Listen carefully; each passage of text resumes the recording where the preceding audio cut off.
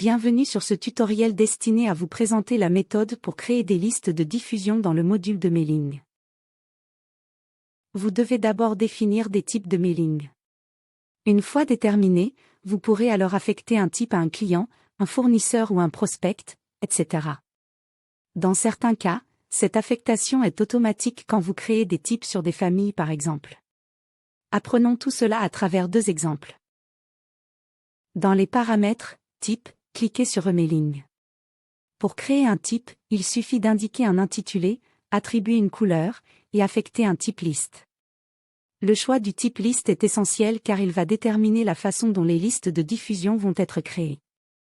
Ainsi, si vous indiquez famille client, et dans la colonne détail liste, une famille précise de clients, la liste de diffusion est opérationnelle immédiatement.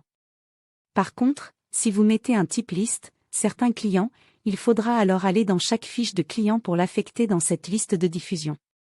En conclusion, il est possible de faire des listes de diffusion soit générales, soit plus précises par groupe. Dans cet exemple, choisissez un type liste, famille client. Puis dans détail liste, l'une des familles de clients.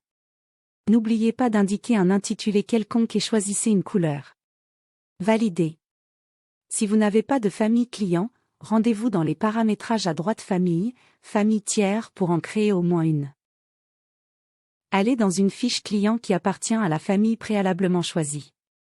Et tout en bas, dans la liste de diffusion, vous verrez apparaître la liste créée en coché et grisé. Pour enlever ce client de cette liste de diffusion, il faudrait alors le changer de famille de client. Pour faire un mailing, rendez-vous dans Autre module, Emailing. Cliquez sur Nouvelle campagne. Sur la page de création de votre mailing, indiquez un sujet, qui apparaîtra dans l'objet de chaque email. Puis choisissez la liste de diffusion en cliquant une fois dans le champ. Vous trouverez alors votre, ou vos listes de diffusion, avec le nombre de destinataires. Écrivez ensuite votre message. Plus bas dans la page, vous pouvez découvrir des options, joindre des fichiers, insérer des images, personnaliser avec des informations du destinataire. À la fin, validez le brouillon si vous ne souhaitez pas encore envoyer les mailings. Ou validez pour envoyer tout de suite. Comme je vous l'indiquais précédemment, vous avez accès en fin de page d'options. Le format texte du message permet de visualiser le rendu final. Les pièces à joindre permettent d'ajouter des fichiers à joindre à tous les emails de la liste de diffusion en cours. Attention de ne pas envoyer de fichiers trop volumineux. Là où les images à joindre constituent un système d'intégration d'images directement dans l'email. La procédure est simple, choisissez un fichier, puis dans le message, insérez le code indiqué à l'endroit où devra s'afficher l'image. Enfin, vous avez des codes qui permettent de personnaliser le message. Ainsi, si vous insérez « NOM » dans le message, ce champ sera remplacé par le nom du destinataire. Vous pouvez insérer ces champs autant de fois que vous le souhaitez. Dans ce second exemple, revenons au type de mailing dans les paramètres. Créez une type liste, certains clients.